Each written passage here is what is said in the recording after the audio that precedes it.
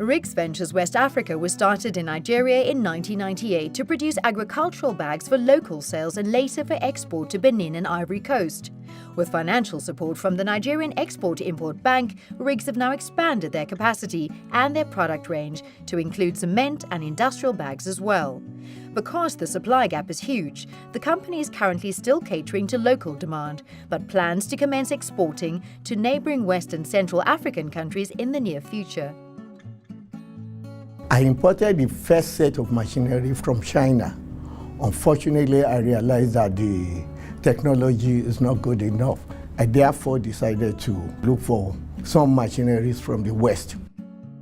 In other countries, you sort of have where the government encourages manufacturing, and then they do tell the banks give you like a long-term loan and then they help you out. In Nigeria, that isn't readily available, so you don't have such regulations and rules that help promote the manufacturing sector, so it's quite difficult. I was able to secure a $10 million facility, and I brought in the state-of-the-art machinery, which increased my production capacity from 9 million bags to 69 million bags. Without the support of Nigeria Export-Import Bank, it would have been almost impossible to do that in Nigeria, because most of the Nigerian banks are more used to the short-term financing.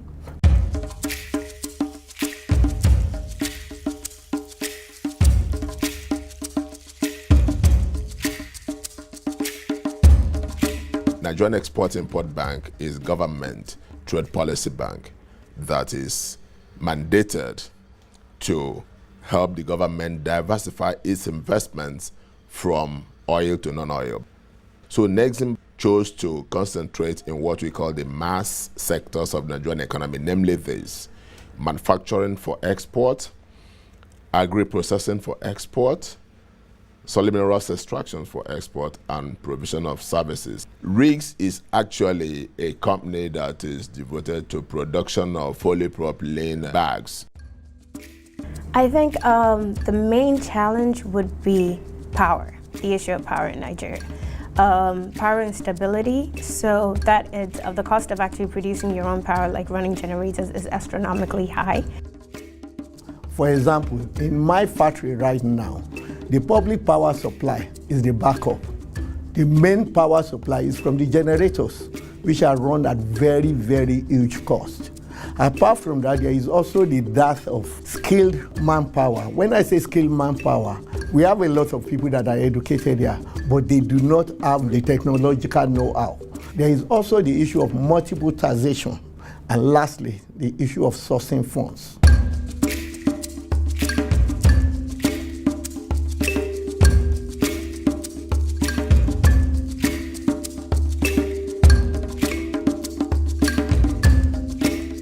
Everyone's trying to go away from oil and looking for clean fuel and other alternative forms of energy. So if the world is going in that direction, the demand for oil is obviously going to drop. In Nigeria, we can't just base our economy on just oil exports. Right now, 98% of our export is on oil.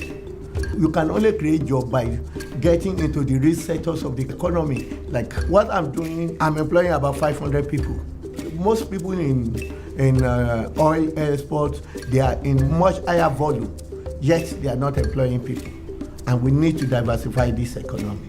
I mean, Nigeria, we have very intelligent people. We can do anything, but we need that support from the government. If the government can give us that support through rules and regulations, and also regarding to the regulatory policies with the banks, that will help drive business development. The role of central bank now is not just limited to a sound financial system. It's also looking at how do we finance real growth, how do we intervene in those sectors that we believe are very key to our economic development. In Nexim, for instance, a greater proportion of our lending is to the SMEs. Almost 80% is to the SMEs. Have the capacity to generate foreign exchange, create wealth for Nigeria, and reduce poverty. So they are actually the engine of growth. We have sectors, apart from oil, that have very high growth potentials. Talk about solid minerals, for instance. We have about 34 solid minerals in commercial quantities. Yet, as we speak now, it is contributing less than 1% to our GDP. So what does that tell us? That huge potentials that have not even been scratched.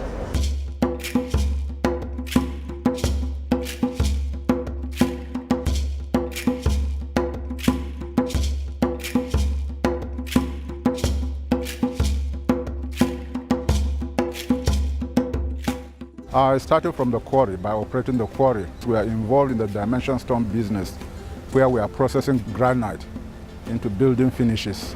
Oil is not the only resource that we have in Nigeria. We have a lot of mineral resources and granite is one of them, and it is in abundance in the country. It's difficult to secure funding, especially from the commercial banks, because of the tenure, which is very short, and then the interest rates are also very high.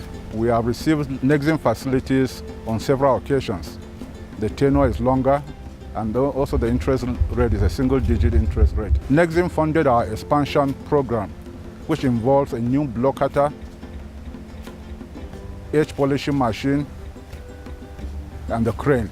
And that has gone a long way in improving the quality of our products, in increasing our volume of production. Presently, we provide employment for almost 90 people, and many people are learning in the granite business, which is new in Nigeria. Most of our staff have gone on training even abroad, in Italy, in China, in Spain. For now, we are not exporting because we are unable to meet the local production, but we are planning to export in future, starting from the West African region. We are also planning to export the block to Europe. In 5 years, we want to increase our production by almost 3 times our present capacity. For Nexim, we cannot fulfill our mandate if we don't help the government to create jobs. Because a country that has most of its population under 30, it will be a ticking time bomb if you don't get your acts together to create jobs amply for this segment of the population.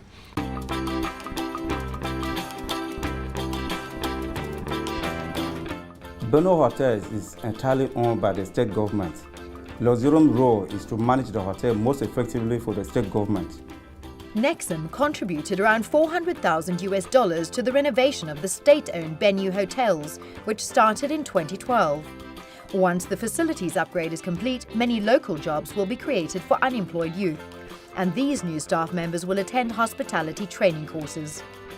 The hotel will also facilitate domestic tourism and business travel, and will provide extensive benefit to the local economy. You know very well the number of staff, the number of workers that you require to run a hotel. Hotels are the anchor for tourists, for the tourist industry. And Luxurium is in Benue State, Makurdi, which is in North Central, and it's not too far away from Abuja.